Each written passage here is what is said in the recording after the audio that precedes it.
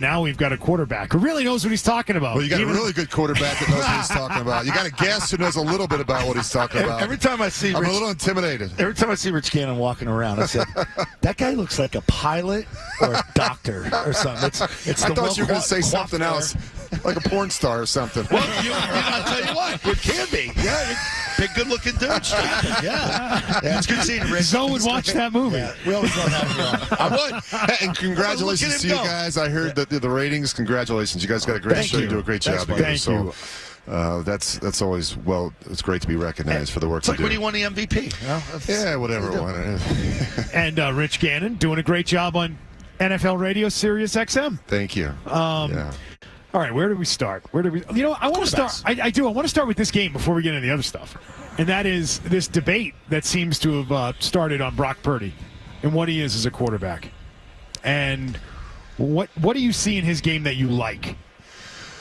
Well, there's a lot to like. I mean, he's got so many of the qualities and the intangibles that you love at that position. I think his ability to see the field, I think his anticipation, his accuracy, decision-making, I think his toughness, I think his ability to overcome adversity. I mean, you look at what happened in the first half against Green Bay. That was not good. Comes back in the second half and plays really well. Last week, they fall behind to Detroit. Doesn't push the panic button, comes back in the second half and plays really well. And Scott knows this. He's never going to win a throwing contest. He's never going to overpower you with his arm talent. He's not Tom Brady. He's not Aaron Rodgers. He doesn't have that type of whip. But look, I wasn't the guy that was going to win a throwing contest either. But you find ways. We're all different. We all come in different shapes and sizes. I think what happens above the neck is really important in our game, the ability to process and absorb a lot of information quickly and efficiently. I think he's well coached. I think Brian Greasy's been awesome for him, Scott.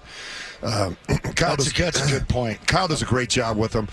I think he's in an ideal situation, and I think he's embraced the opportunity, and I think he's really played well. I mean, he's going to be an MVP candidate, and there's a number of people out there, these so-called analysts, say, "Oh, well, they got a big problem with it." I mean, what's the problem? The guy's a good player. He's not 6'5", he's 6 foot. He's got some limitations. He doesn't have a big hand. He struggles with the weather, but the guy's a really good player, and he's in the Super Bowl. And look what he's done. Look at his body of work in a year and a half. It's pretty impressive. He doesn't fit the mold. Maybe Phil, you can answer this too, but the college game is given the pro game now, to where you see a guy like Josh Allen, you see Lamar, Joe Burrow, all guys that can move around with big time talent around, make plays and elevate their teams.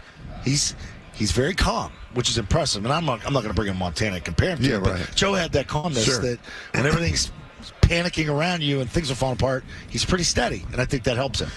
Yeah, I don't think he's a guy that, again, we have to wait and see more of his body of work. First of all, can he stay healthy and play, 6, 8, 10 years? I don't know, but I like what I've seen so far, and we'll see how it works out. But he's been really impressive. I suspect he'll play well this weekend. Look, what he can't do, what the 49ers can't do, is be asleep for the first half and come back and expect to win in the second half. It's not going to happen against this team. Rich, you mentioned so important what a quarterback has from the neck up to be able to succeed in the league. I'm curious in terms of your take on Mac Jones, and we've seen his confidence fall so drastically over the course of the last couple of years.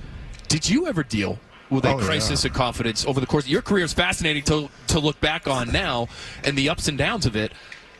Is Mac Jones salvageable, do you think, and specifically in New England, or does he just need a change of scenery?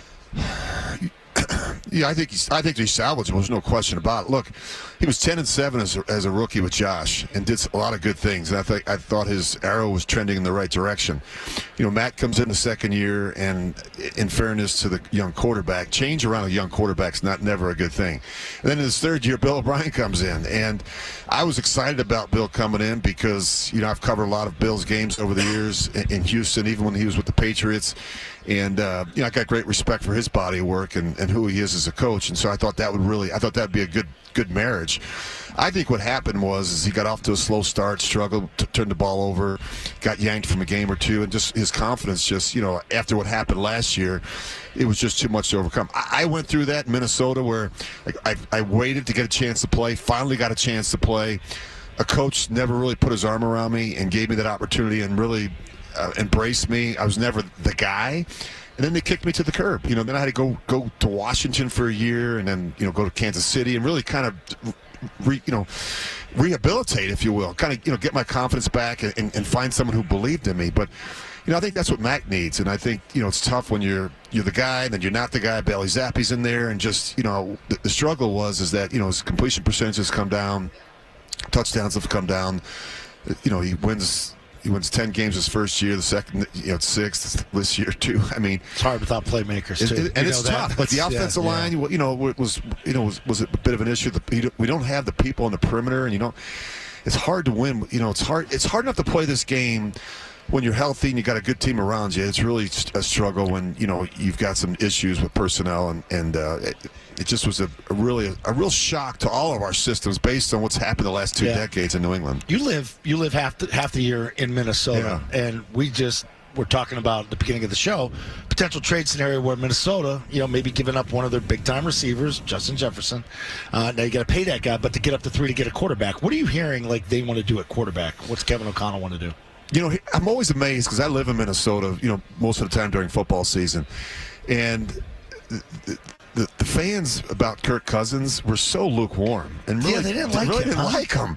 And I say to them all the time, no problem. If you want to get somebody else, no problem. Who are you going to get? Right. Like the guy's going out, he's winning you 10, 11 games.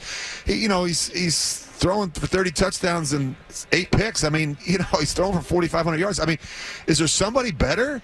And what happened this year was they got a taste of it. They played with 3 other quarterbacks. They all were train wrecks.